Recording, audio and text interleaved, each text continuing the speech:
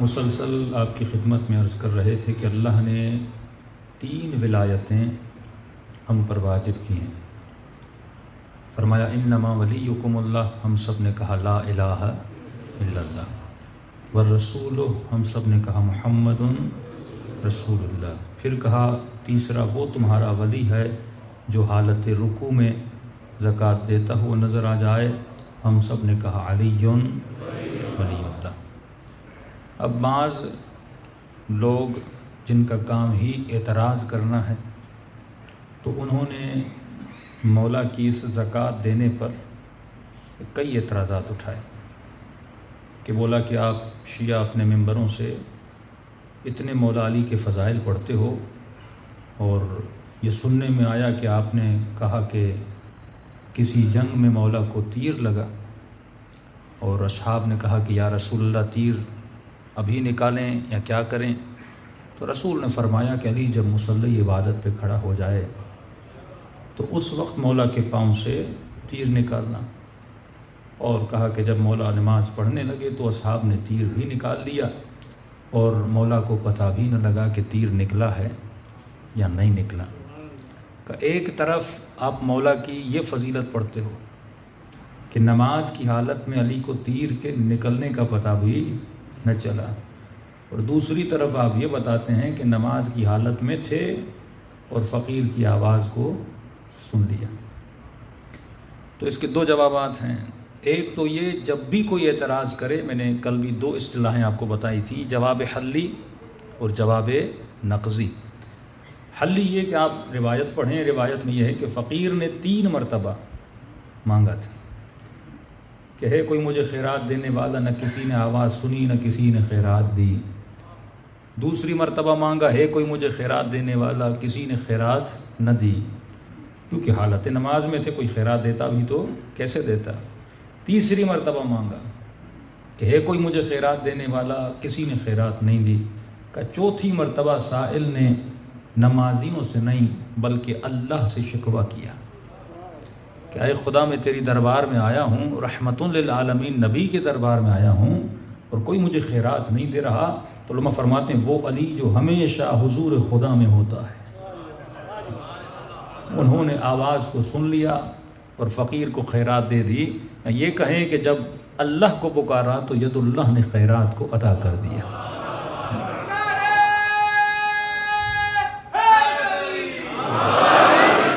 جب یہ جواب دیا گیا تو پھر انہوں نے دوسری روایت پہ اعتراض کر لیا کہ یہ بات ہماری سمجھ میں نہیں آتی، کسی کے پاؤں سے تیر نکلے اور یہ کیسے ممکن ہے کہ اس بندے کو پتہ نہ چلے.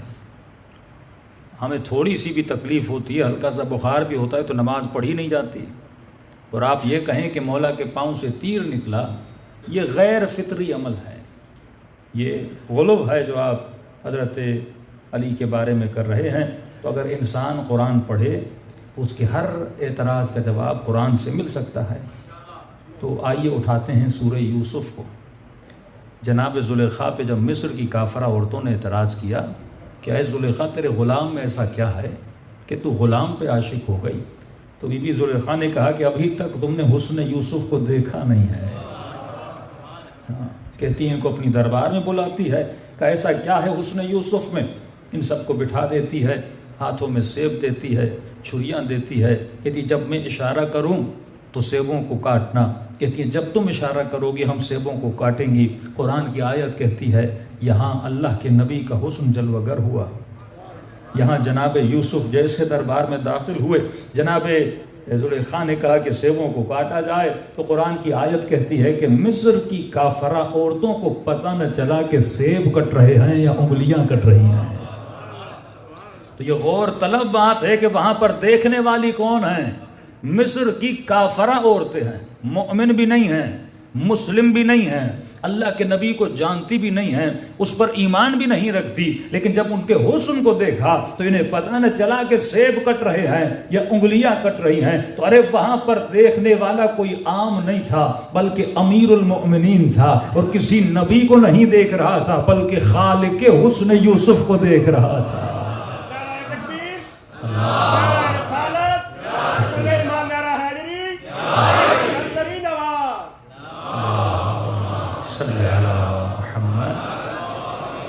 محمد وعجل فرجهم۔ تو مولا علی کو کیسے پتہ چلتا کہ پاؤں سے تیر نکلا ہے یا نہیں نکلا؟ جو خالق حسن کل ہے۔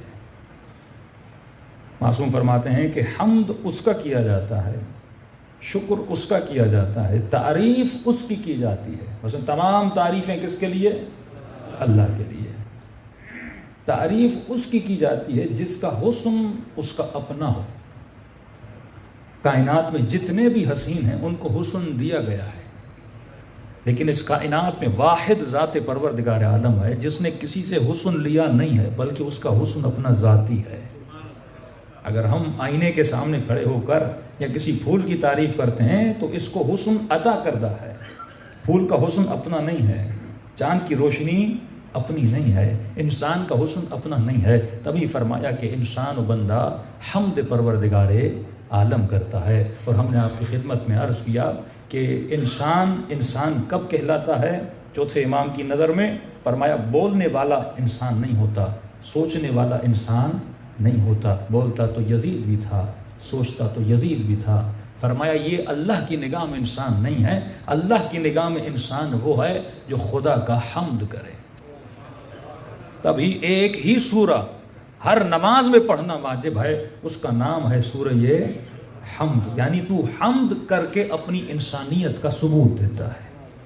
اگر تو حمد خداوندی نہ کرے تو تو انسان نہیں ہے۔ کہ مولا حمد کیسے کیا جاتا ہے؟ امام نے فرمایا حمد عملی ہے، حمد لسانی نہیں ہے۔ مثال کے طور پہ سورہ حمد پڑھے، کہے الحمدللہ رب العالمین، یہ زبان سے حمد کر رہا ہے، لیکن جب تک یہ حمد عمل کے میدان میں نہیں آتا تب تک یہ انسان نہیں کہلائے گا۔ مولا حمد عملی کیا ہوتا ہے؟ فرمایا اللہ نے تجھے جتنے اعضاء دیے ہیں کسی ہدف کی وجہ سے دیے ہیں۔ مثلا جو عضو جس مقصد کے لیے خلق کیا گیا ہے اگر اس مقصد میں استعمال ہوتا ہے تو یہ حمد پروردگار عالم ہے، لیکن اگر اس مقصد میں استعمال نہیں ہوتا یہ حمد خدا نہیں ہے، یہ کفران نعمت پروردگار عالم ہے۔ اور قرآن کی آیت ہے ان شکرتم لازیدنکم وان کفرتم وان عذابی لشدید۔ آنکھ کو جس مقصد کے لیے استعمال کرو جس مقصد کے لیے میں نے پیدا کیا ہے، کان کو اس مقصد کے لیے استعمال کرو جس مقصد کے لیے میں نے خلق کیا ہے۔ تو جب انسان کا نظریہ مضبوط ہو جائے گا آٹومیٹیکلی انسان کے اندر عمل بھی مضبوط ہو جائے گا۔ ہم نے کہا دو ولایتیں ہیں، توحید مضبوط کر، اس کے بعد توحید عملی کی باری ہے۔ رسالت کو مضبوط کر، رسالت عملی کی باری ہے۔ مولا علی کی ولایت کے نظریے کو مضبوط کر، اس کے بعد مولا علی کی ولایت عملی کی باری ہے۔ مسلسل بتاتے گئے کہ ولایت عملی کہاں سے شروع ہوتی ہے؟ ابتدا طہارت سے ہے۔ پہلا درجہ یہ ہے کہ تمہارا لباس پاک ہو، دوسرا درجہ یہ ہے کہ تمہارا جسم پاک ہو، تیسرا درجہ یہ ہے کہ ہمیشہ دائم الوضو رہو، چوتھا درجہ یہ ہے کہ تم اپنے اعضاء کو باطنی اعتبار سے بھی کیا کرو؟ پاک کرو۔ کہ ہم نے کہا کہ آج جس طرح پیٹ کو خوراک کی ضرورت ہے، اس کی ضرورت ہے اس پیٹ میں کھانا جائے۔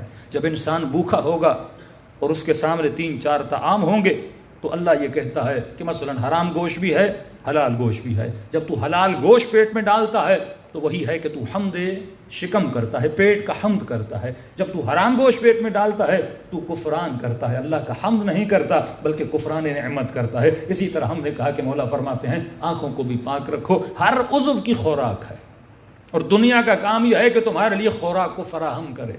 خوراک کہوں، غذا کہوں، ڈیٹا کہوں، انفارمیشن کہوں، دنیا آپ کے لیے ڈیٹا کریٹ کرتی ہے، اور کب کرتی ہے؟ کیونکہ اس ڈیٹا کی ڈیمانڈ ہے۔ آدمی کو اللہ نے آنکھیں دی ہیں، آنکھیں کچھ دیکھنا چاہتی ہیں تو دنیا آپ کے لیے دیکھنے والی چیزوں کو بناتی ہے۔ کان اللہ نے دیے ہیں، کان کا کام سننا ہے تو دنیا آپ کے لیے سننے والی چیزوں کو بناتی ہے۔ کوئی نوحہ بناتا ہے، کوئی گانا بناتا ہے، کوئی مختلف نغمے بناتا ہے، کان کا کام سننا ہے۔ اب یہ تمہارا کام ہے کہ تو سنتا کیا ہے، یہ تمہاری سلیکشن ہے، تو اپنے لیے کس چیز کو انتخاب کرتا ہے۔ تو جو چیز تو انتخاب کرتا ہے وہی تیری قیمت ہے۔ مولا فرماتے ہیں قیمت کل امرئ، ہر انسان کی قیمت کیا ہے؟ جو اس نے اپنے لیے کیا کیا؟ انتخاب کیا۔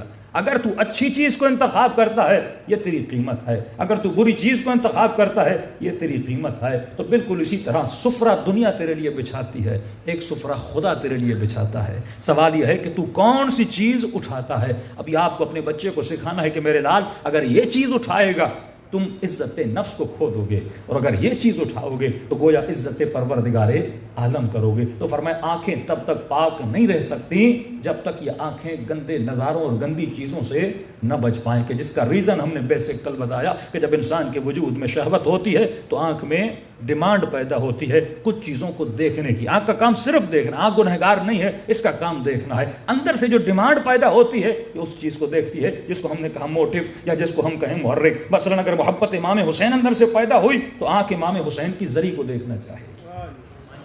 اگر اللہ کی اطاعت کی محبت پیدا ہوئی تو آنکھ کعبے میں دیکھنا چاہے گی۔ اگر رسول کی محبت پیدا ہوئی تو یہ آنکھ مدینۃ الرسول کو دیکھنا چاہے گی۔ لیکن اسی طرح اگر وجود میں شہوت بڑھ گئی تو آنکھیں شہوانی چیزوں کو دیکھنا پسند کرے گی۔ اب اس کے روٹس اہل بیت نے بتائے کہ شہوت کو بجھانے کا بہترین طریقہ یہ ہے کہ اپنے اولادوں کی جلد از جلد شادی کر لو۔ جو اللہ نے حلال لذت دی، حلال گوشت، حلال لذت، حلال کھانا، حلال پانی، حلال شربت، تمام تر چیزیں جو اللہ نے حلال بنائی ہیں وہ تمہاری اندر کی شہوانی نفس کی بھوک کو بجھانے کے لیے بنائی ہیں۔ لیکن اگر تو اس کو بجھاتا نہیں ہے تو یہ غلط راستے سے اپنی بھوک کو بجھانا شروع کر دے گا، پھر میڈیا کی طرف جائے گا، پھر سوشل میڈیا کی طرف جائے گا، وہاں پہ بے تحاشا اتنا مٹیریل پڑا ہوا ہے کہ پوری زندگی بھی اگر یہ دیکھے اس کے لیے کمی نہیں ہے۔ تو فرمایا اگر ڈائریکشن اس کی صحیح ہو جائے گی تو اس کی زندگی بھی کیا ہو جائے گی؟ صحیح ہو جائے گی۔ اگر ہم بچوں کو ڈائریکشن نہیں دیں گے، ایک جنگل میں بھیج دیں،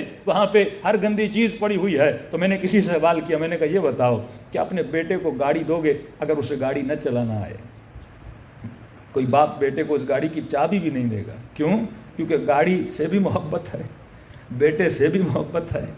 اس کو پتا ہے اگر بغیر سکھائے میں نے گاڑی دے دی یہ گاڑی کا بھی نقصان کرے گا، اپنا بھی نقصان کرے گا۔ لیکن معصوم فرماتے ہیں یہ اسی طرح اپنے بچوں کو معاشرے میں چھوڑ دیتا ہے، اس سے پرواہ نہیں ہے کہ یہ بچہ اپنی روح کو کتنا تباہ و برباد کر رہا ہے۔ یہ صبح سے شام تک شیطان کے چنگل میں ہوتا ہے، اور جب گھر آتا ہے اس بچے کا دل مردہ ہو جاتا ہے۔ امام کی حدیث پڑھو نا کہ لوگ جب صبح گھر سے نکلیں گے تو مومن ہوں گے، لیکن جب گھر کو رات واپس آئیں گے تو منافق یا کافر ہو کر واپس آئیں گے۔ اس میں ایسی کون سی تبدیلی ہے جو ایک دن میں اس کا ایمان تباہ و برباد ہو گیا؟ کیونکہ یہ جب باہر جاتا ہے تو آنکھوں کو نجس کر کے آتا ہے، کانوں کو نجس کر کے آتا ہے۔ تو فرمایا ابتدا یہ چوتھا درجہ یہ ہے کہ اے مومن اپنے باطنی آنکھوں کو پاک رکھو، اپنی زبانوں کو گناہوں سے بچاؤ، جھوٹ سے بچاؤ، غیبت سے بچاؤ، اپنے کانوں کو غنا کی آوازوں سے بچاؤ، غیبتوں کی آوازوں سے بچاؤ۔ کوئی کسی مومن کی برائی کرے تو کہا مولا میں اسے اتنا مناتا ہوں لیکن سنتا نہیں، اس کی عادت ہے برائی کرنا۔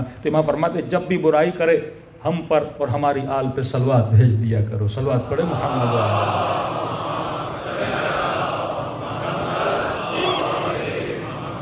وَأَجِّلْ فَرَجَهُمْ۔ اور آخری درجہ کیا تھا کہ انسان اپنی شکم کو بھی کیا کرے؟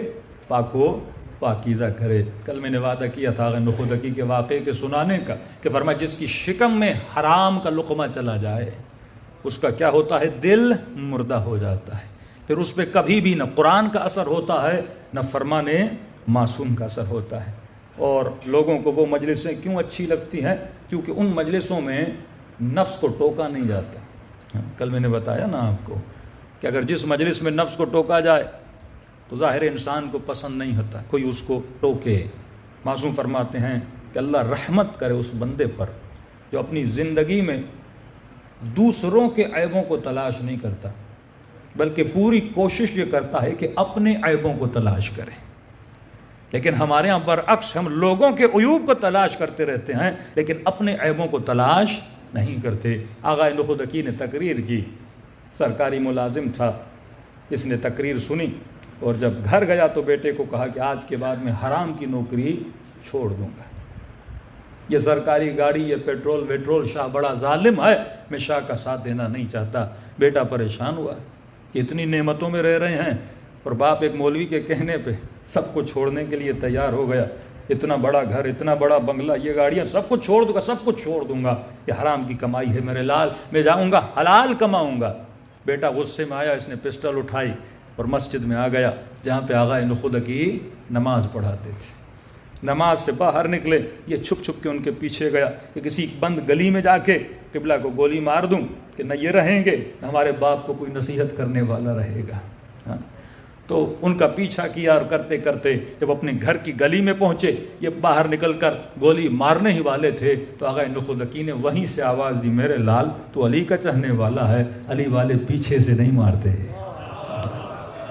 میرے آگے آجا، مارنا ہے تو آگے آ کر مار۔ یہ پریشان ہوا، کہتا جیسے میں نے دیکھا یہ جملہ ظاہر کیا تو وہ تو مجھے دیکھ نہیں رہے تھے، میں تو پیچھے چھپا ہوا تھا، اور ایسے ان کی آواز کی میرے اوپر دہشت طاری ہوئی کہ میرا بدن کانپنے لگا۔ کہ میں نے آغا خامنئی کا جملہ آپ کو بتایا تھا نا، کہ جب چھوٹے سے بچے نے کہا کہ قبلہ دنیا آپ سے کیوں ڈرتی ہے، تو آغا خامنئی نے کیا جواب دیا؟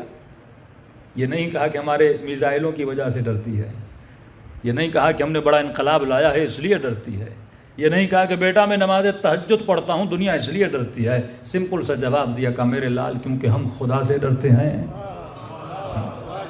دنیا ہم سے ڈرتی ہے۔ جب آپ کے وجود میں خوف خدا ہوتا ہے، خدا آپ کا خوف لوگوں کے دلوں میں ڈال دیتا ہے۔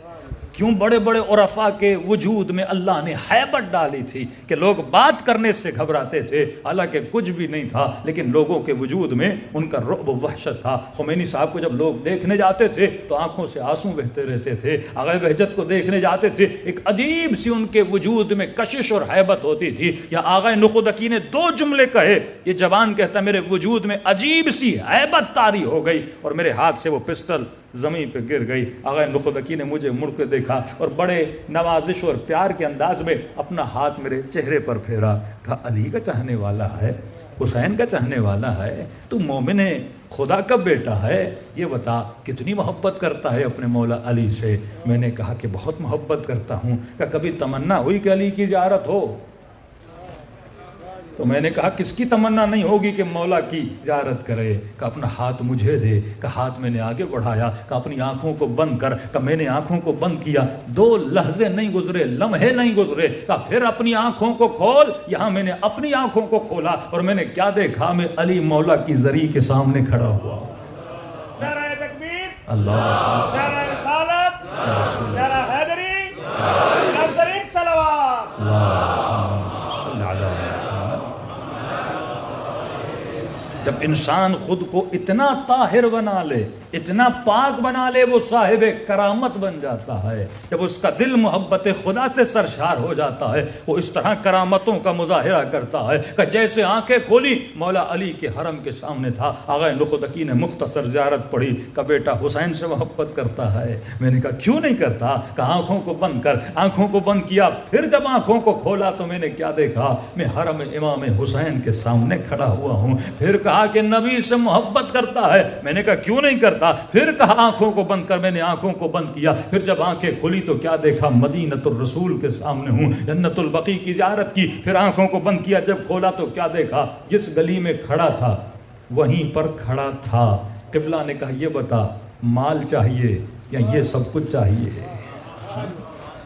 دنیا کی لذتیں محدود ہیں، اگر یہ مقامات چاہتا ہے میرے لال تو وہ سب کچھ چھوڑنا پڑے گا۔ اور بعد میں یہ آغا نخودکی کا بہترین شاگردوں میں سے ایک شاگرد بنا، جس نے ولایت عملی پہ عمل کیا اور اس کی دنیا بھی بنی، اس کی آخرت بھی بنی۔ تو ہے انسان یہ شکم بڑی اہمیت کی حامل ہے۔ اگر ایک لقمہ حرام کا چلا جائے، میں نے بتایا آج مارکیٹوں میں چھوٹے سے چھوٹے چاکلیٹ اور چگم پہ بھی کیا ڈالا جاتا ہے؟ اینیمل فیٹ ڈالا جاتا ہے، جس کا میں نے آپ کو حوالہ بھی دیا تھا کہ گوگل میں جس لکھ لیں حلال ای کوڈز، اور جو بھی پروڈکٹ لیں اس کو نیچے سے چیک کیا کریں کہ یہ حلال ہے یا حرام ہے۔ اب آپ نے 7 اعضاء کو پاک کر دیا، فرمایا چھٹا درجہ طہارت کا یہ ہے کہ اے انسان لا یعنی چیزوں سے خود کو بچایا کرو، فضول کاموں سے، فضول چیزوں سے، فضول ڈراموں سے، فضول گیم سے خود کو بچایا کرو۔ اگر یہ صفت بھی تمہارے اندر ہے تو سمجھو تمہارا وجود کیا ہو جاتا ہے؟ نجس ہو جاتا ہے۔ 7ویں طہارت کا درجہ یہ ہے کہ اپنے قلب کو پاک کرو۔ اب اعضاء پاک ہو گئے، لیکن آخری مقام ہے قلب کا، کہ خدا کہتے ہیں نا وہ بندہ جنتی ہے جو صاحب قلب سلیم ہے۔ آغا دستغیب کی کتاب ہے قلب سلیم پر کہ دل کو کیسے پاک کیا جائے۔ اب 1-2 مجلس میں گنجائش نہیں ہے کہ تمام تر صفات کو بیان کیا جائے۔ 2 صفات جو سب سے بیسک صفات ہیں جو انسان کے دل کو نجس کر لیتی ہیں، جس کو علماء اخلاق فرماتے ہیں کہ یہ 2 ڈائنامیٹ ہیں، 2 بم ہیں۔ اگر تم اعمال کی بلڈنگ لگا دو، نمازوں کی عمارتیں بنا دو، اخلاق کی عمارتیں بنا دو، لیکن اگر ان اعمال کے نیچے یہ 2 ڈائنامٹ اور 2 بم ہوں، اگر یہ پھٹیں گے تو کیا ہو جائے گا؟ تمہارے سارے اعمال تباہ و برباد ہو جائیں گے۔ فرمایا پہلی صفت رأس کل خطیئہ، ہر خطا کی جو جڑ ہے اور ابتدا ہے وہ کیا ہے؟ مولا امیر فرماتے ہیں وہ حب ذات ہے۔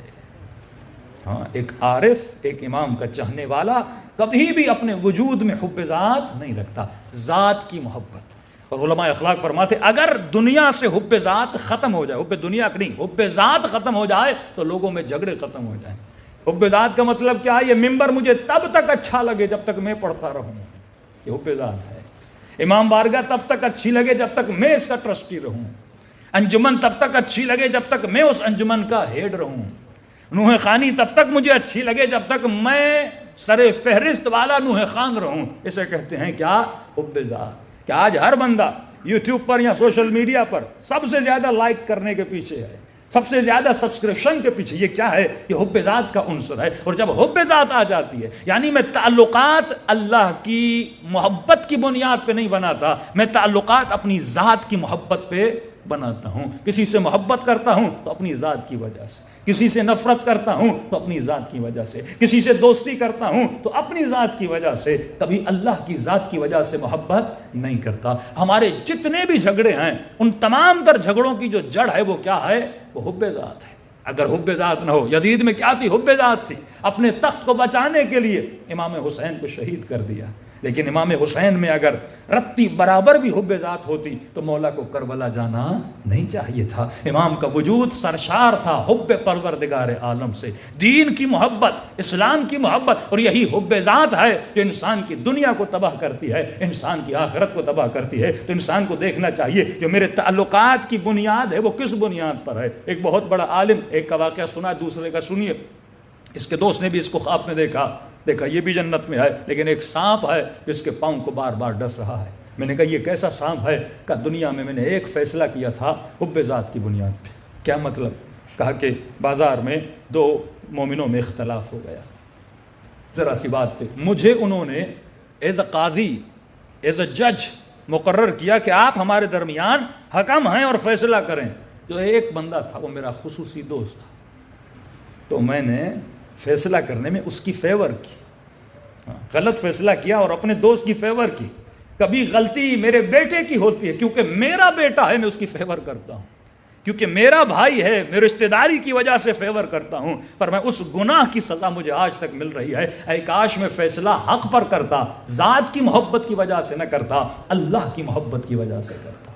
یہ تمام تر جھگڑے کیوں ہوتے ہیں؟ حب ذات کی وجہ سے۔ طلاقیں کیوں ہوتی ہیں؟ حب ذات کی وجہ سے۔ مومنین آپس میں کیوں لڑتے ہیں؟ حب ذات کی وجہ سے۔ مولانا فلاں نے میرا 1 لاکھ کھا لیا ہے، ابھی تک واپس نہیں کیا، لہٰذا اس مومن سے میں آج تک بغض رکھ کے بیٹھتا ہوں کہ یہ میرے پیسے کھا گیا ہے۔ یہ کس کی محبت کی وجہ سے تو بغض کر رہا ہے؟ حب ذات کی وجہ سے۔ مال تو آنے جانے کی چیز ہے، ہر فیصلہ خدا پہ چھوڑ دیا کرو، تجھے کسی سے نفرت کرنے کا حق نہیں ہے۔ کیا تم نے زیارت عاشورہ میں نہیں پڑھا کہ انی سلمون لمن سالمکم وحرب لمن حاربکم؟ انی سلمون کا مطلب یہ ہے خدا میں ہر اس سے محبت کرتا ہوں جس سے اہل بیت رسول محبت کرتے ہیں۔ تو جو علی ولی اللہ کہے، جو لا الہ الا اللہ کہے، جو محمد رسول اللہ کہے، تو اس سے کیسے نفرت کر سکتا ہے؟ اپنی ذات کی بنیاد پہ نفرت نہیں کر سکتا۔ تب تک تجھے حق نہیں جب تک وہ دشمن خدا نہیں بن جاتا، دشمن اہل بیت نہیں بن جاتا۔ اس سے نفرت جائز ہے، یا اللہ کا دشمن ہو یا رسول اور آل رسول کا دشمن ہو۔ میں اپنی ذات کی وجہ سے کسی سے دشمنی نہیں کر سکتا، میں اپنے تعلقات کی بنیاد پہ۔ یہ جنگیں کیوں ہوتی ہیں؟ یہ حب ذات کی وجہ سے۔ کل انشاءاللہ تھوڑا بہت طالبان پر بھی بات ہوگی۔ آپ دیکھیں کہ مثلا 10 سال طالبان نے جہاد کیا، رشیا کے ساتھ افغانیوں نے جہاد کیا، بڑا کامیاب جہاد تھا ان کا، لیکن اس 10 سال جہاد کرنے کے بعد قومیت کی محبت کی وجہ، یہ لسانیت، یہ قومیت، یہ قوم پرستی، یہ لسان پرستی، یہ تمام تر چیزیں کب پیدا ہوتی ہیں؟ جب انسان میں حب ذات پیدا ہو جاتی ہے۔ کتنے لوگ قومیت کی بنیاد پہ، لسانیت کی بنیاد پہ، پٹھان مہاجر کا جھیڑا کراچی میں چلا، اتنے جھگڑے چلے کراچی میں آپ دیکھتے ہیں، اور مثلا بلوچوں کا دوسروں کے جھگڑے اتنے چلے، یا ہزارہ برادری کو مارا گیا، صرف کس بنیاد پہ؟ حب ذات کی بنیاد پہ۔ فرقہ پرستی کی بھی بنیاد کیا ہے؟ حب ذات کی بنیاد پر ہے کہ میں اپنے فرقے کو سب سے اعلیٰ سمجھوں اور دوسرے فرقوں کو ابتر سمجھوں، میں خود کو جنتی سمجھوں اور دوسروں کو جہنمی سمجھوں۔ اس کی بنیاد بھی کیا ہے؟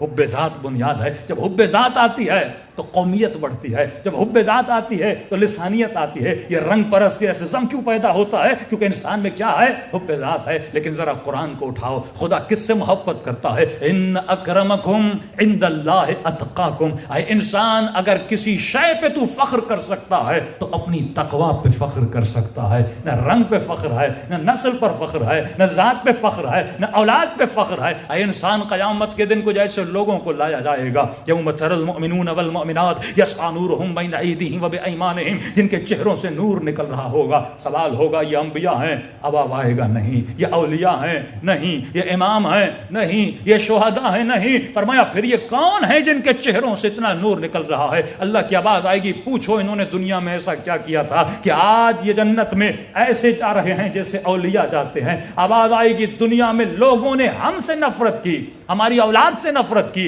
ہمیں برا بھلا کہا, لیکن ہم نے کسی سے نفرت نہیں کی. لوگوں نے ہمارے اوپر بڑے احسانات کیے, مال دیا, دولت دی, لیکن ہم نے پھر بھی کسی سے محبت نہیں کی. ہم نے محبت اس سے کی جس نے خدا سے محبت کی, اور ہم نے نفرت اس سے کی جس نے خدا سے نفرت کی. تو جب یہ وجود انسان کے دل میں آ جائے تو دل پاک و پاکیزہ ہو جاتا ہے, کیونکہ دل آئینے جلوگاہ پروردگار عالم ہے. اس دل کے آئینے میں تجھے خدا کا نور نظر آتا ہے, اہل بیت رسول کا نور نظر آتا ہے. اور تب تک یہ دل کا آئینہ صاف نہیں ہوتا جب تک تو اس سے اپنی ذات کی محبت کو مٹا نہیں دیتا. صلوات پڑھیں محمد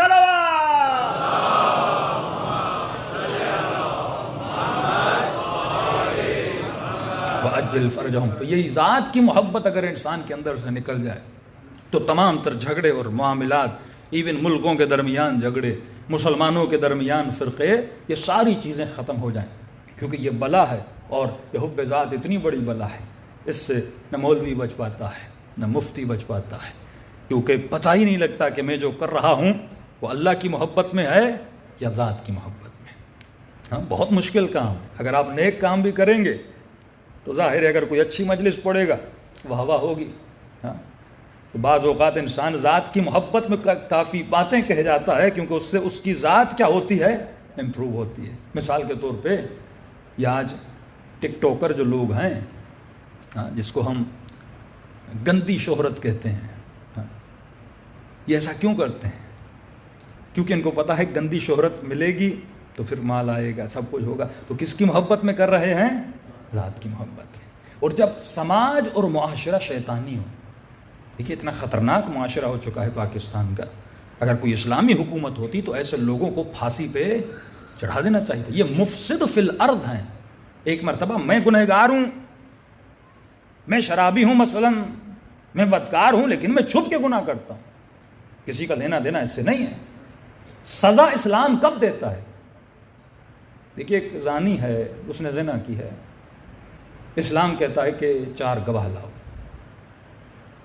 اچھا, ان گواہوں نے اسے بالفعل وہ گناہ کرتے ہوئے دیکھا ہو, یہ نہ کہ سنا ہو. بالفعل اسلام اتنا دقیق ہے. اور پھر علماء میں بحث چھڑی, وہ گواہ کیسا جس نے یہ منظر دیکھا, کیونکہ گواہ کا عادل ہونا ضروری ہے, اور عادل بندہ ایسے منظر کبھی دیکھتا نہیں ہے. کتنی سختی ہے اسلام میں. 4 گواہ عادل ہوں, اور ایسے عادل ہوں جنہوں نے دیکھا ہو. وہ عادل کیسا جو ایسا گندا منظر دیکھے, مطلب گواہی دینے والا عادل رہا نہیں. تو اس کا مطلب اگر کوئی گھر میں فعل کرے, 4 بندے بھی دیکھیں, تو یہاں پر بھی چھوٹ اسلام میں ہے, کیونکہ ان گواہوں کی عدالت آپ کو نظر نہیں آتی. مطلب اسلام سزا کب دینا چاہتا ہے؟ جب یہ فعل کرنے والا اتنا لوگوں کے سامنے گناہ کر کرے. ہاں, کیونکہ جب معاشرے میں آ کے, جیسے قوم لوط گناہ کرتی تھی, تو معاشرے میں علی الاعلان, اب یہ باعث بن رہا ہے فساد کا. سخت ترین سزا اگر خدا کی ہے تو زانی کی ہے, اسپیشلی وہ زانی جو شادی شدہ ہو کر ایسا گناہ کرے. تو اسلام کہتا ہے اسے زمین میں آدھا دفن کیا جائے اور اتنے پتھر مارے جائیں. ایون یہ بھی کہا پتھر مارنے والے بھی وہ ہوں جنہوں نے خود یہ گناہ نہ کیا ہو, تاکہ معاشرے میں یہ بیماری ختم ہو جائے. کا مولا اتنی سخت سزا کا, کیونکہ خدا غیرت مند ہے. وہ کبھی برداشت نہیں کرتا کہ کوئی معاشرے کو اتنا فاسد کرے. اور فقہ اور شریعت کی کمی کی وجہ سے، انفارمیشن نہ ہونے کی وجہ سے مجھے کئی فون کالز آئے کہ لوگوں کو پتہ ہی نہیں کہ مولانا ایک شادی شدہ عورت کے ساتھ تعلق بنا، اس خاتون نے طلاق لے لی ہے، اب کیا میں اس سے شادی کر سکتا ہوں؟ اور کئیوں نے شادیاں کر بھی لیں. دوسری فقہ میں شادی ہو سکتی ہے، لیکن فقہ اہل بیت میں اگر کسی شخص کا کسی شادی شدہ عورت کے ساتھ الیاذ باللہ اگر کوئی تعلق تھا اور بعد میں تاکہ طلاق لے بھی لے، فرماتے یہ حرام ابد ہے، تو کبھی بھی اس عورت سے شادی نہیں کر سکتا، حرام ابد ہے، کیونکہ تم نے اللہ کی غیرت کو للکارا ہے. ہاں، لیکن معاشرہ کیا کر رہا ہے؟ اگر کوئی خاتون کوئی گندا فعل انجام دیتی ہے تو اس کے بجائے کہ معاشرہ اس کو ٹوکے، اس کے بجائے کہ اس سے قطع تعلق کیا جائے، کیوں فرمایا اگر کوئی شرابی ہے، زانی ہے اور مشہور ہے، مثلا بعض لوگ مفسد مشہور ہو جاتے ہیں، سب کو پتہ ہے مولانا یہ رات کو شراب پیتا ہے، یہ شرابی ہے، ایسے بندے کے ساتھ اٹھنا بیٹھنا، ایک ٹیبل پہ کھانا حرام ہے. ہاں. کیوں؟ کیونکہ تو اگر اس کے ساتھ گھومے گا تو بدنام ہوگا. ابھی آؤں گا صفات میں، یہ تو ابتدائی صفات ہے، تم نے قلب کو پاک کریا، معاشرے میں تجھے کیسے چلنا ہے یہ بھی معصومین تجھے بتائیں گے. کیونکہ عزت نفس، سیلف رسپیکٹ کرنا واجب ہے، ایک عمل ہے سیلف رسپیکٹ، اس کا تعلق بھی آپ کے قلب سے ہے. چھوٹی سی مثال، فقہی مثال دے رہا ہوں. آپ کہیں پر گئے، سفر میں ہیں، پانی آپ کو نہیں مل رہا، وضو کرنا ہے آپ کو اور نماز پڑھنی ہے، ادھر ادھر دیکھا کہیں پر پانی نہیں، لیکن ایک بندہ ہے جس کے پاس پانی ہے. فقہ کہتی ہے اگر اس شخص سے آپ پانی لیں اور پانی لینے کے بعد وہ بار بار احسان جتلائے کہ میں نے تجھے پانی دیا تھا، میں نے تجھے پانی دیا تھا، اور جس کے بار بار احسان جتلانے سے تیری سیلف رسپیکٹ ہرٹ ہو تو تجھے اجازت نہیں ہے اس سے پانی مانگ کے وضو کرو، تم مٹی سے تیمم کر لو لیکن اپنی عزت نفس کو تباہ نہ کرو. ہاں. اتنی اہمیت ہے انسان کی سیلف رسپیکٹ کی، لیکن یہاں پر عزت نفس پامال کی جاتی ہے. لیکن پھر کیا ہوتا ہے، وہ خاتون یا وہ مرد اگر گندا کام کرتا ہے، میڈیا اسے رسپیکٹ دیتا ہے. گندا کام کرنے والی کو یا کرنے والے کو کیا دیتا ہے؟ رسپیکٹ. اسے شوز میں بلایا جاتا ہے، ٹاک شوز میں بلایا جاتا ہے، مارننگ شوز میں بلایا جاتا ہے، ایز اے سیلیبریٹی بلایا جاتا ہے اور اپریشیٹ کیا جاتا ہے. اس کے نتیجے میں اسے مال دیا جاتا ہے، دولت دی جاتی ہے، وقفے دیے جاتے ہیں، ڈرامے دیے جاتے ہیں، تاکہ یہ گندگی بری چیز نہ مانی جائے، اسے بھی اچھا مانا جائے. کیوں؟ کیونکہ ہدف زندگی اخلاق نہیں ہے. ہدف زندگی جب مال بن جائے، معاش بن جائے، کہ کچھ بھی کرو پیسہ کماؤ، کچھ بھی کرو مال کماؤ.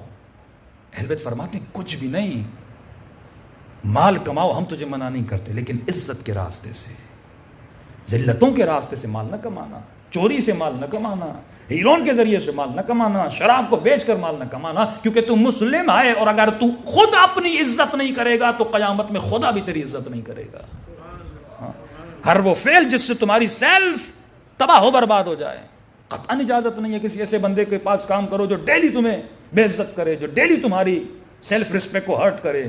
بچے دیکھ رہے ہیں، بیوی دیکھ رہی ہے، لیکن کہو میں 2 روٹی کے لیے 2 ٹکڑوں کے لیے جا رہا ہوں. نہیں، پہلے عزت نفس بچانا واجب ہے، اس کے بعد دوسری چیزیں آتی ہیں. لیکن معاشرہ ایسا کیوں بن رہا ہے؟ تاکہ اس معاشرے میں برائی نہ رہے. یہ آخری زمانہ ہے، برائی کو اچھائی بنا دو اور اچھائی کو برائی بنا دو. مثال کے طور پہ ایک جوان، اگر دیکھیے بہت سوشل معاملات ہیں، ایک دیندار جوان یونیورسٹی میں جائے، مثلا داڑھی رکھی ہوئی ہے، لباس اچھا پہنا ہوا اسلامی لباس، یہ خاتون حجاب کے ساتھ یونیورسٹی میں جائے، تو جتنے بھی وہاں پر بد حجاب یا غیر دینی لوگ ہیں وہ اس دیندار آدمی کو ایک بری نگاہ سے دیکھتے ہیں، کہتے ہیں یہ ابھی تک اس کی سوچ پرانی ہے، اولڈ مائنڈڈ ہے، بیکورڈ ہے. تو یہ جوان جب اس معاشرے میں جاتا ہے تو یہ فیل کرتا ہے کہ میرے اندر کوئی کمی ہے، کیوں مجھے ایسے دیکھا جا رہا ہے. اس کو کہتے ہیں سوشل شوق لگتا ہے اس کو. یہ آمدن معاشرے کو ایسا کریٹ کیا جاتا ہے تاکہ دیندار آدمی اس معاشرے میں گھوم نہ سکے. اور یہ جوان جب بے دینی کر کے گھومے، ایسے کپڑے پہنے جو دینی کپڑے نہیں ہیں، بالکل ویسٹرن کلچر میں بنا کے گھومے، اس کو اپریشیٹ کیا جاتا ہے. یہ آخری زمانے کی نشانی ہے. یہ دجالی زمانے کی نشانی ہے کہ اس زمانے میں برائی کو اچھائی میں بدلا جائے گا اور اچھائی کو معیارات بدل جائیں گے کہ اچھا کیا ہے برا کیا ہے. یہ وہی کام تھا جو قوم لوط میں ہوا تھا. آپ سورہ لوط، حضرت لوط کی آپ قرآن میں سورہ پڑھیں پریشان ہو جائیں گے کہ شیطان ایک ایسا سسٹم کریٹ کر دیتا ہے جس سسٹم میں اچھا آدمی بھی چلے تو اس کو تنگی ہو. انگلینڈ کا واقعہ ہے، کہتے ہیں مولانا میرے بچے کی ایڈمیشن ہوئی اسکول میں. دیکھیے نا معاشرہ کتنا آپ کے بچوں پہ اثر رکھتا ہے. کہتے وہاں پہ جتنے بھی بچے تھے تو ظاہر وہ ایسے نہیں تھے کہ حلالی بچے، سارے بچوں کی مائیں اسکول میں آتی تھیں. ہم واحد تھے کہ جن کے والد اسکول میں جاتے تھے اور بولا جاتا تھا کہ گرل فرینڈ بوائے فرینڈ کے تعلق سے بچے بنے. تو یہ بچہ کہتا تھا بابا میرا ایسا سلسلہ کیوں نہیں ہے، میں واحد بچہ ہوں جس کا صحیح سلسلہ ہے. اس بچے کو سمجھانے میں دن لگ جاتے تھے کہ بیٹا اسلام میں یہ چیز ہے اور یہ معاشرہ ایسا نہیں ہے. تو جب آپ اس سسٹم میں پلتے ہو، کیوں فرمایا کہ جو بچے اس سسٹم میں بڑے ہوتے ہیں تو ان کا سسٹم، ایون ایجوکیشن سسٹم ایسا ہے کہ آپ کے بچوں کا پورا برین واش کر لیتے ہیں، بڑی آسانی سے برین واش ہو جاتا ہے. اب ان بچوں کی اصلاح کرنا بہت مشکل ہو جاتی ہے. تو والدین کو سوچنا چاہیے ہم بچوں کو کن اسکولز میں بھیجنا ہے. صرف وہ اسکول نہیں، اس بچے کو جو ٹیچر پڑھا رہی اور ٹیچر پڑھا رہا ہے اس کی ذہنیت کیا ہے. کیونکہ بچہ 7 گھنٹے 8 گھنٹے ان کے حوالے ہوتا ہے. اگر وہ ٹیچر مثلا ذہنی اعتبار سے اسلامی نہیں ہے، اگر وہ ذہنی اعتبار سے سیکولر ہے یا لبرل ہے تو آپ کا بچہ بھی ویسا بن جائے گا. کیونکہ ٹیچر کا رسول فرماتے ہیں چند استاد آپ کے اولادوں کو ملتے ہیں، ایک استاد ماں باپ ہے، ایک استاد وہ ہے جو اسے پڑھاتا ہے. یزید کا بیٹا ہے لیکن استاد اگر اچھا مل جائے، ہارون کا بیٹا ہے لیکن استاد اگر اچھا مل جائے تو انسان کی تقدیر بدل جاتی ہے. تو فرمایا جس معاشرے میں رہتے ہو یہ فتنوں کا زمانہ ہے اور تب تک مومن بچ نہیں سکتا جس کے اندر یہ صفات نہیں ہوں گی. مولا کون سی صفات ہے؟ فرمایا پہلی صفت اہل بیت کے چاہنے والے کی، اب تمام تر طہارتوں کے بعد صفات میں آ رہا ہوں. پہلی صفت یہ ہے کہ مومن صفت علم کا حامل ہوتا ہے. اگر اس کے اندر علم کی صفت نہیں ہے یہ کبھی بھی راہ ولایت میں چل نہیں سکتا. کیا مطلب؟ فرمایا کم از کم ہر مومن کے لیے، اب اگر مولانا ہے اور طالب علم ہے تو اس کی بحث الگ ہے، لیکن عام مومن کے لیے استاد اخلاق فرماتے ہیں کم از کم ڈیلی بیسس پہ 20 پیجز انسان کو پڑھنے چاہیے. اپنے اوپر واجب کر لے کہ مجھے 20 صفحے یا 40 صفحے علم اہل بیت کے کیا کرنے ہیں، حاصل کرنے ہیں. وہ تفسیر قرآن کے پڑھے، وہ درس اخلاق کے پڑھے، وہ تاریخ اسلام کے پڑھے، کم از کم 20 صفحے پڑھے تاکہ ڈیلی بیسس پہ تمہارا علم کیا ہوتا رہے، بڑھتا رہے. کیونکہ یہ علم ہے جو تمہیں جہالتوں سے بچاتا ہے، یہ علم ہے جو تجھے خطرات سے بچاتا ہے. مولا سے پوچھا مولا انسان کا سب سے بڑا دشمن کون ہے؟ مولا نے یہ نہیں کہا شیطان ہے، یہ بھی نہیں کہا کوئی یزید و شمر ہے. فرمایا تیرا سب سے بڑا دشمن تیری اپنی جہالت ہے. جب تک تو جہالت کو ختم نہیں کرے گا تب تک کوئی دشمن سے بچ نہیں سکتا. یہ جہالت ہے جو تمہاری ایون موت کا سبب بنتی ہے. اگر تمہارے وجود میں علم آ گیا تو ایک تو اپنے بچوں کو عادت دلائیے کم از کم ڈیلی بیسس پہ 20 صفحے یہ کیا حاصل کریں، علم حاصل کریں. دوسری صفت ایک مومن کی صفت حلم ہے. مومن حلیم ہوتا ہے. یہ مجلسوں والا حلیم نہیں ہے، وہ تو آپ ماشاءاللہ بہت کھاتے ہیں. صفت حلم اس کے اندر ہوتی ہے. مجلسوں سے حلیم صرف یہ صفت حلم تمہارے اندر ہونی چاہیے. حلم کا مطلب کیا ہے؟ فرمایا یہ اپنے ایموشنز پہ کنٹرول کرتا ہے. جو اپنے جذبات پہ کنٹرول نہ کرے. ایک تو ہے اعضاء پہ کنٹرول کرنا، ایک ہے جذبات پہ کنٹرول کرنا. آپ نے ہاتھ کو گناہ سے بچا لیا، آنکھ کو گناہ سے بچا لیا، کانوں کو گناہ سے بچا لیا، لیکن یہ باپ گھر میں اتنا غصے والا ہے کہ ایک انٹیریئر زن میں بچہ کہتا تھا مولانا والد گھر میں آتے سے لگتا ہے شمر آ گیا.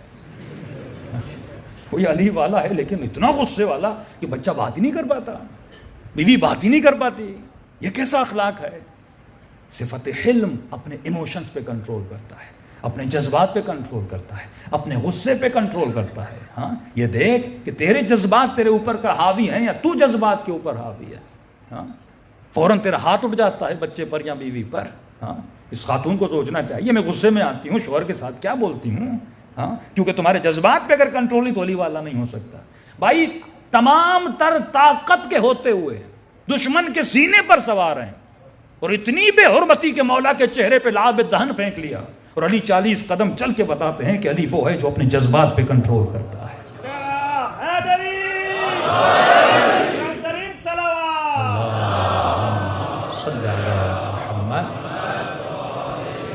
اہل بیت وہ ہیں جو اپنے جذبات پہ کنٹرول کرتے ہیں.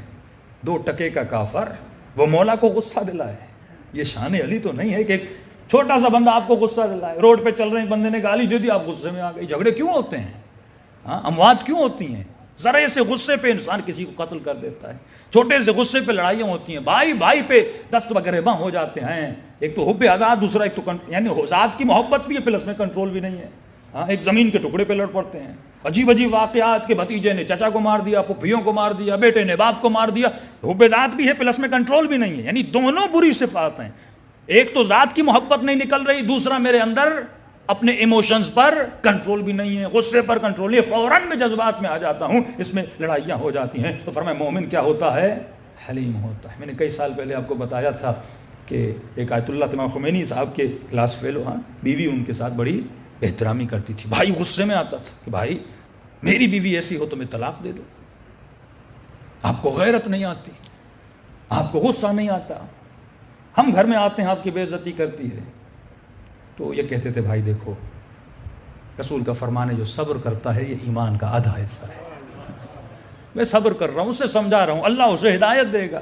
ایک دن خمینی صاحب اس کے گھر میں تشریف لے گئے. چھوٹا سا گھر تھا, کچن میں پردہ لگا ہوا تھا. بیوی کو کہا کہ چائے بناؤ, علماء آئے ہیں. اب بیوی کو بھی ایموشنز پہ کنٹرول نہیں تھا. کہا تم نے نوکرانی رکھی ہوئی ہے, جب دیکھو چائے بناؤ, دوست آئے ہیں, اتنا ہے تو نوکرانی لا کے رکھ دو. میں چائے نہیں بناتی, آؤ خود بناؤ. اب تو اس کا بھائی غصے میں لال پیلا ہوگا. اس نے تو مہمانوں کے سامنے بھی بھائی کی عزت نہیں کی. بیچارہ خود اٹھا چائے لے گئے, بالکل کوئی غصہ نہیں آیا اس کو. چائے اٹھائی اور آ کر امام خمینی کے سامنے رکھی. جب سارے چلے گئے تو بھائی نے کہا بھائی آج تو حد ہو گئی, اب تو اسے طلاق دے ہی دو. کہا پہلے یہ بتاؤ تجھے غصہ کیوں نہیں آتا؟ مجھے یہ بات سمجھ میں نہیں آتی, اتنی تیری بے عزتی ہو رہی ہے اور تجھے غصہ نہیں آ رہا. کہ بھائی مسئلہ یہ ہے کہ تیرا عقیدہ اور ہے, میرا اور ہے. تیرا عقیدہ یہ ہے اگر کوئی برا بلا کہے تو میری عزت چلی گئی. میرا عقیدہ یہ نہیں ہے.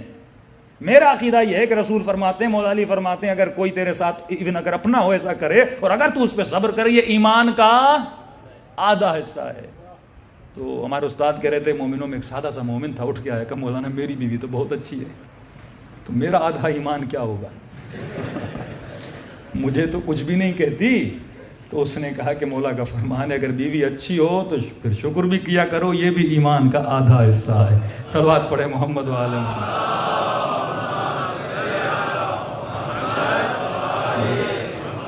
اجل فرجہم, تو صفت حلم اگر کسی کے اندر نہیں ہے, فوراً غصے میں آ جائے, اپنے جذبات پہ کنٹرول نہ کر پائے, اس کا مطلب یہ بھی اہل بیت کے راستے پہ چلنے کی صلاحیت نہیں رکھتے. تمام تر مراتب اس کو ڈیٹیل میں پڑھیں, انسان کی زندگی یہاں سے وہاں ہو جاتی ہے. تیسری صفت صفت رشد. علی والے کے اندر صفت رشد ہوتی ہے. رشد کا مطلب کیا ہے؟ علی والا عقل مند ہوتا ہے. جناب مختار ثقفی کا لقب تھا قیس, فرقہ بنا ان کا کیسانیہ. قیس کہتے ہیں ہوشیار کو. مومن تیز ہوتا ہے, کین ہوتا ہے, ہاں, ذرا ذرا سی بات میں ہر کسی کے دھوکے میں نہیں آتا, فوراً شیطان کے جال میں نہیں پھنستا, اسے پتہ ہوتا ہے, یہ ہوشیار ہوتا ہے. اور ہوشیار کیسے بنے گا؟ پھر اس کا لنک ہے علم کے ساتھ. جب تک علم نہیں آئے گا یہ ہوشیار کیسے بنے گا؟ جب تک یہ شیطان شناس نہیں بنے گا, دشمن شناس نہیں بنے گا. بعض مومنین آپ نے دیکھے ہوں گے کہ کچھ لوگ کہتے ہیں مولانا اس کو غصہ دلا کے دکھائیں. اب ان کو پتا ہوتا ہے اس کی کمزوری کیا ہے, اس کی نبض کیا ہے, اور وہ بھی فوراً کیا ہو جاتا ہے؟ غصے میں آ جاتا ہے. ہم نے اربعین میں کئی ایسے واقعات دیکھے. اب یہ بھی حالت, لوگ اربعین پہ زیارت کرنے جاتے ہیں لیکن پورے راستے مذاقیں کرتے جاتے ہیں. کیونکہ انسان اگر ہوشیار ہو وہ کبھی بھی نقصان کا سودا نہیں کرتا. واسو فرماتے ہیں اگر عقل مند ہو نا تو یہ فائدے کا سودا کرتا ہے. کہ مولا وہ کیسے؟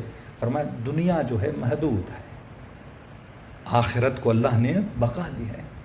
تو شمر نے جو سودا کیا وہ نقصان کا تھا, ابن سعد نے جو سودا کیا وہ نقصان کا تھا, ہور نے جو سودا کیا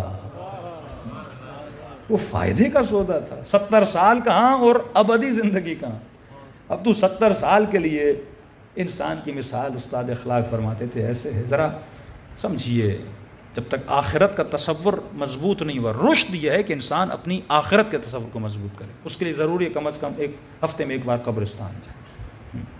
مستحب مؤکد ہے کہ تشییع جنازہ ہو مردے کا، لیکن کلچر ویسٹرنائز ہو گیا، جو بندہ مر گیا ہم نے اس کو گاڑی میں بٹھا دیا، اب گاڑی جا کے سیدھا کہاں اتارتی ہے؟ قبرستان. ہم تشییع بھی نہیں کرتے، یہاں ڈبے میں ڈالا، ڈبے سے گاڑی میں ڈالا، گاڑی سے قبرستان میں اترا اور سیدھا بیچارہ نیچے چلا گیا.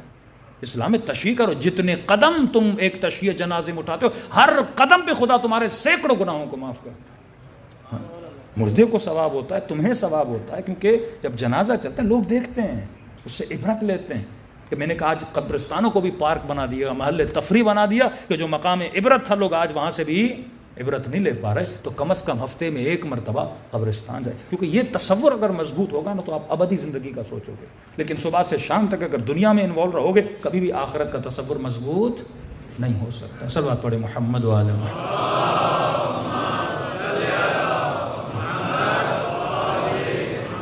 اب ایک تمثیل دے کے اور میں مصائب کے اندر داخل ہو جاؤں کہ مثلا ایک ہوتا ہے سبجیکٹ، ہوتا ہے آبجیکٹ، یا یہ کہوں ہدف، اور ہدف کو حاصل کرنے کے وسائل، ابزار، ٹولز. آپ نے نیت کی، آپ کا ہدف یہ تھا کہ مثلا میں کربلا جاؤں امام حسین کی زیارت کو. سفر کے لیے چلے، ٹکٹ بک کی آپ نے، ریٹن ٹکٹ، کربلا پہنچے. پہنچنے کے بعد آپ ہوٹل میں گئے. جیسے ہوٹل میں رہائش پذیر ہوئے تو آپ نے دیکھا کہ ہوٹل کے پردے پرانے ہیں. آپ نے کہا یار ان کو نیا کرتا ہوں. نئے کر دیے. کہا دیواریں پرانی ہیں. آپ نے کہا اس کو رنگ کرتا ہوں. رنگ کرنے لگے. آپ نے کہا بیڈ شیٹ بھی پرانی ہے، اس کو بھی نیا کرتا ہوں. مشغول ہو گئے ہوٹل کے کاموں میں. پھر تھوڑی بہت فرصت ملی تو آپ چلے گئے امام حسین کی زیارت کے لیے. اور جب زیارت کر رہے تھے پھر بھی ذہن میں ہوٹل کا خیال تھا کہ ہوٹل کا کیا ہوگا، کمرے کا کیا ہوگا، بیڈ کا کیا ہوگا، یہ کام ہے، وہ کام ہے، بازار میں جانا، یہ چیز خریدنی ہے، وہ چیز خریدنی ہے. پھر آپ فوراً یعنی زیارت بھی کی تو تمام تر خیال کہاں پر تھا؟ ہوٹل میں تھا. پھر ہوٹل میں آئے، پھر ہوٹل میں لگ گئے، پھر کبھی کبھی زیارت میں گئے، پھر ہوٹل کا خیال. یہاں تک کہ آپ کو فون آ گیا، بھائی آپ کی ٹکٹ جو ریٹرن تھی اب واپس جانا ہے. اب آپ نے کہا کہ بھائی میں تو آیا تھا زیارت کے لیے، میں نے تو ساری انرجی کہاں پہ لگا لی؟ ہوٹل میں رہنے آیا تھا، استراحت کرنے آیا تھا، آرام کرنے آیا تھا، اس کے بعد مجھے زیارت کرنی تھی. اب آپ نے کہا بھائی ایک دن کی مہلت دو، میں زیارت تو کر لوں. اس بندے نے کہا نہیں، ٹکٹ بک ہے، آپ کو جانا ہی جانا ہے. معصوم فرماتے ہیں انسان دنیا میں آیا تھا آخرت بنانے کے لیے. دنیا میں آیا تھا کیونکہ سفر تھوڑا لمبا ہے نا دنیا کا. دنیا میں آیا تھا آخرت بنانے کے لیے، لیکن سب کچھ بنانے لگا دنیا. دنیا برائے دنیا نہیں ہے، دنیا برائے آخرت ہے. دنیا ایک رہ گزر ہے آخرت کو بنانے کے لیے. یہ اللہ نے ابزار دیے، ٹولز دیے تاکہ تو آخرت کو بنائے. یہاں مال بھی دیتا ہے تو آخرت کے لیے، یہاں اولاد بھی دیتا ہے تو آخرت. لیکن یہ اتنا بزی ہو جاتا ہے اپنی دنیا کو بنانے میں کہ بھول جاتا ہے میں آیا کیوں تھا، کس مقصد کے لیے آیا تھا. کبھی کبھی مصلی پہ جاتا بھی ہے تو اسی دنیا کا سوچتا رہتا ہے. ہاں، اور اچانک جب بلاوا آتا ہے ملک الموت کا کہ اب جانے کا وقت ہے، اس وقت امام فرماتے ہیں بیدار ہو جاتا ہے اور پتہ لگتا ہے ارے وقت ختم ہو چکا. اور کہتا ہے مجھے ایک دن دے تاکہ جس مقصد کے لیے آیا تھا اس مقصد کو پورا کروں. آواز آئے گی نہیں، مجھے دیکھنے کے بعد واپسی کا راستہ نہیں ہے، الا یہ کہ خداوند متعال کیا دے؟ اختیار دے. تو انسان غافل نہ ہونا. ہر انسان کو دنیا سے جانا ہے، ہر انسان کی روح پرواز کر کے جانی ہے. جب سیدہ زینب بہت پریشان تھیں، سب چلے گئے، آخر میں جب مولا حسین خدا حافظ کرنے آئے اور کہا کہ بہن زینب مجھے پرانی قمیص دو.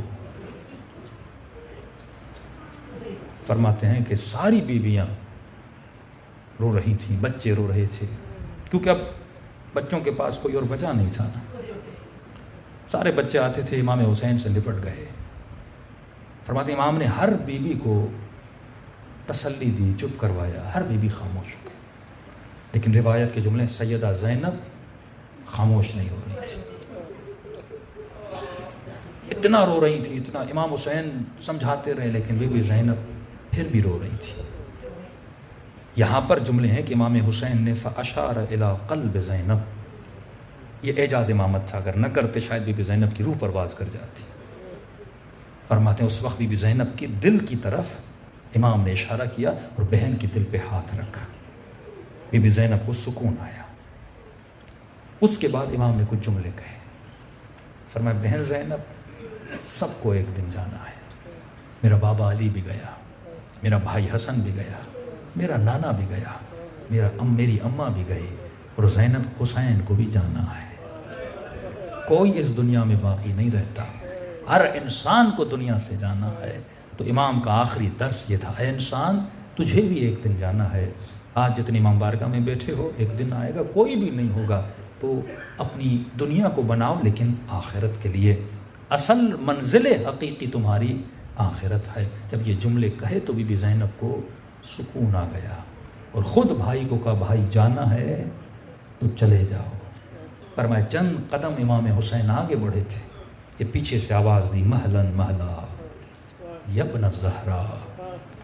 ماں کا نام سنا، امام حسین رک گئے، گھوڑے سے اتر کے آئے، بہن زینب کیوں روکا ہے، کیوں اماں کا نام لیا؟ کہ ماں کی وصیت یاد آ گئی۔ کون سی وصیت؟ فرمایا جب حسین تجھ سے پرانی قمیص مانگنے آئے تو میری طرف سے حسین کے گلے پہ ایک بوسہ دے۔ بہن نے بھائی کے گلے کو بوسہ دیا۔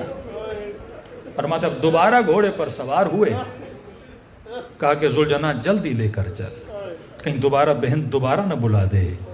ذوالجناح نے چلنے سے انکار کیا، کہا کیوں نہیں چل رہا؟ کہ مولا کیسے چلوں، 4 سالہ بچی ہے، قدموں کو پکڑا ہوا ہے۔ مصائب یہ آپ نے سنے ہوئے، میں وہ روایتیں سنا رہا ہوں جو شاید آپ نے کم سنی ہیں۔ پر میں گھوڑے سے اترے اور جب بیٹی کو گود میں لیا نا، پہلا سوال بچی نے یہ کیا کہ بابا میں نے ہر شہید کو دیکھا خدا حافظی کرتے ہوئے، اکبر بھی گیا، قاسم بھی گیا، حضرت عباس بھی گئے، لیکن بابا میں نے نہیں دیکھا کہ کسی بھی شہید کے گلے پہ کسی نے چوما ہو۔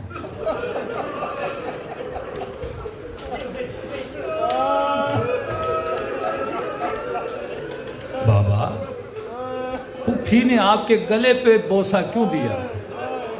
باپ کیا بتائے بیٹی کو کہ بوسہ کیوں دیا؟ لیکن تھوڑی دیر نہیں گزری تھی، اسی بیٹی نے کٹی ہوئی رگوں کو دیکھا، دلوں کو کربلا لے کر چلے۔ السلام علی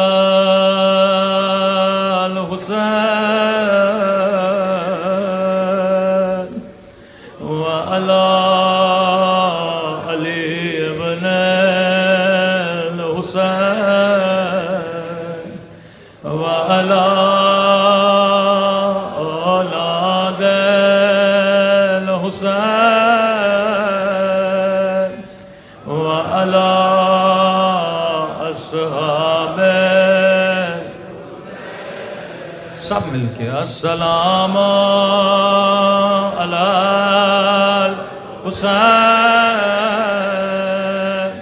وعلی علی ابن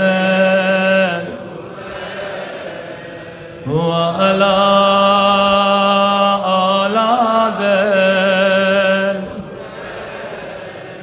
وعلی اصحاب، میرا سلام ہو کٹی ہوئی رگوں پہ،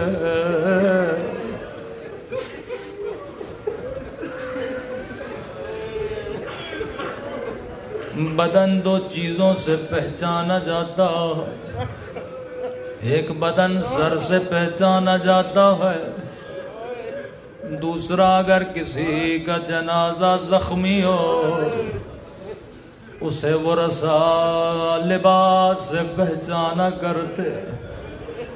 فرمایا بی بی زینب جب مقتل میں پہنچی، سر تو موجود نہیں تھا، بھائی کو کیسے پہچانا؟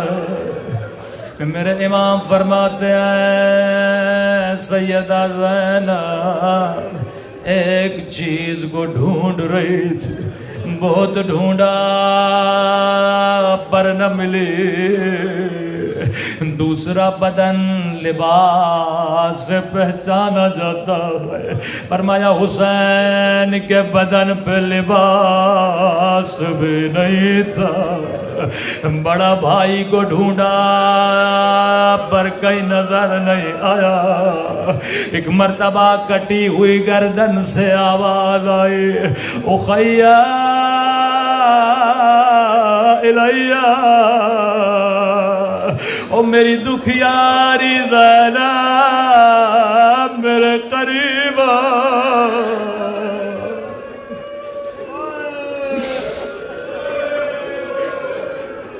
اے خدا تجھے بی بی زینب کی مظلومیت کا واسطہ، ہمارے مولا اور آقا امام زمانہ کا ظہور فرما دے۔ ساقی کوثر کی بیٹی، فرمایا مومن جب بھی پانی پیو میری سکینہ کو یاد کیا کرو، ایک ایک گھونٹ کے لیے میری بچی کو تماچے مارے گئے۔ اللہ کسی پیاسے کو پانی نہ دکھائے، پانی دکھائے تو پینا نصیب کرائے۔ ننھی سی سکینہ بی بی زینب کی گودی میں ہے، بازار کا ماحول ہے، اگر سیدانیوں کا قافلہ ہمارے محلے میں آتا ہم پھولوں کی برسات کرتے، لیکن ظالموں نے پھول نہیں برسائے، اتنے پتھر مارے کہ سیدہ زینب زخمی ہوئی۔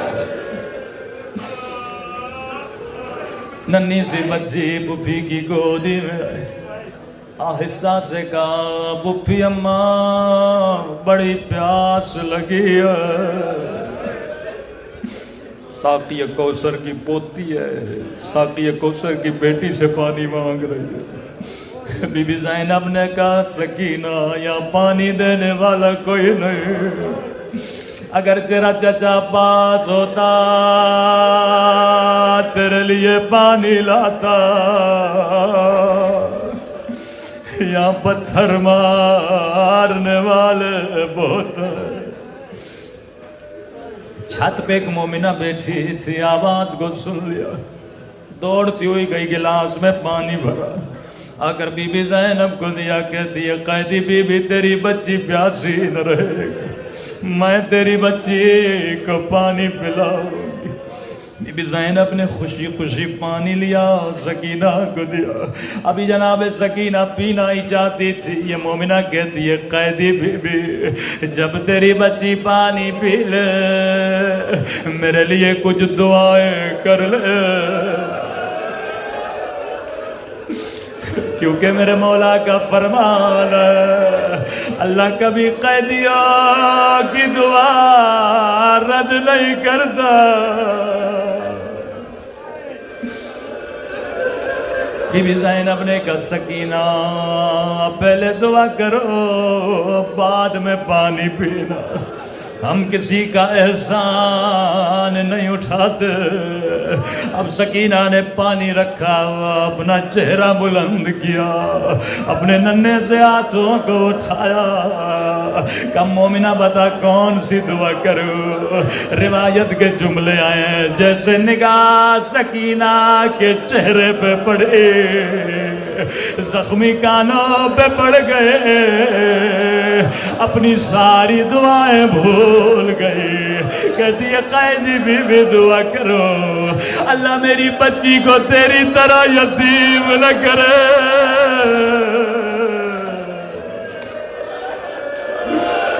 اللہ میری بچی کو تیری طرح قیدی نہ بنائے۔ سکینہ نے ننھے سے ہاتھوں کو اٹھایا، رو کر کہا میرے اللہ تجھے میری یتیمی کا واسطہ، او کسی بچی کو میری طرح یتیم نہ بنانا۔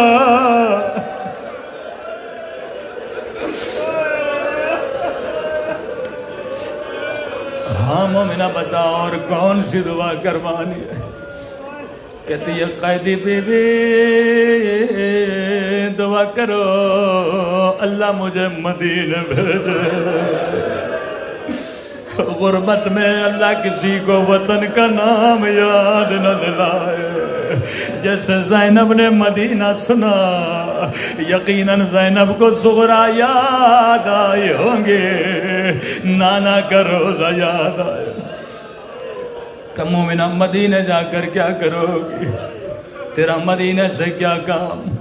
کہتی ہے قیدی بی بی مدینہ میں میرے رسول کی قبر ہے، مدینے میں میرا مولا حسین ہے، مدینے میں میرا آقا عباس ہے۔ بڑے دن گزر گئے میرے مولا کی زیارت نہیں کی، دعا کرو اللہ مدینے بھیجے۔ اور کون ہے مدینے میں؟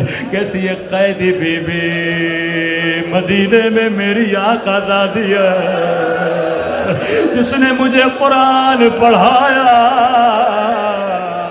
جس نے مجھے حجاب سکھایا، دعا کرو اللہ مدینہ بھیجے۔ زینب کو بڑا پیار آیا کہ مومنہ یہ بتا تو نے حسین کا نام لیا، تو نے عباس کا نام لیا، لیکن بتا تیری آقا زادی کا نام کیا ہے؟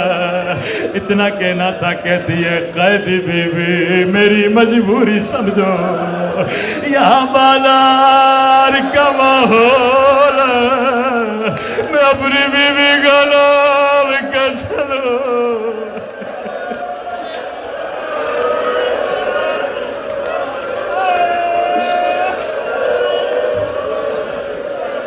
میں اپنی بیوی کا نام کیسے لوں؟ بی بی زینب نے کہا مومنہ اگر میں دعا کروں تجھے مدینے والے بازار میں نظر آ جائے۔ اتنا کہنا تھا، مومنہ جلال میں آتی ہے، کہتی ہے قیدی بی بی زبان سنبھال کے بات کرو، میری بی بی تجھ جیسی قیدی رہے کہ بازاروں میں آئے، اور میری بی بی نام ہے علی کی بیٹی کا، عباس کی بہن کا۔ بس اتنا سننا تھا، زینب کو جلال آیا، اپنے چہرے سے بالوں کو ہٹایا، کہ ام حبیبہ وہ دن گزر گئے، میرا عباس مارا گیا، میرا حسین مارا گیا، اور مجھے پہچانو انا زینب بنت علی، میری زینب، میری زینب۔ الا لعنت اللہ علی القوم الظالمین۔ پروردگارا تجھے علی کی بیٹی کا واسطہ، تجھے عباس کی غیرت کا واسطہ، ہمارے مولا اور آقا امام کا ظہور فرما، ان گنہگار آنکھوں کو مولا کی زیارت نصیب فرما، قبر اور برزخ کے سفر کو آسان فرما، قیامت اور قبر میں امام حسین کی شفاعت نصیب فرما، فرامین اہل بیت پر عمل کرنے کی توفیق نصیب فرما، محرمات سے بچنے کی توفیق نصیب فرما، جتنے ہمارے مرحومین ہیں ان کے صغیرہ کبیرہ گناہ معاف فرما، ہم سب کو عاقبت بخیری نصیب فرما۔ ربنا تقبل منا انک انت السمیع العلیم۔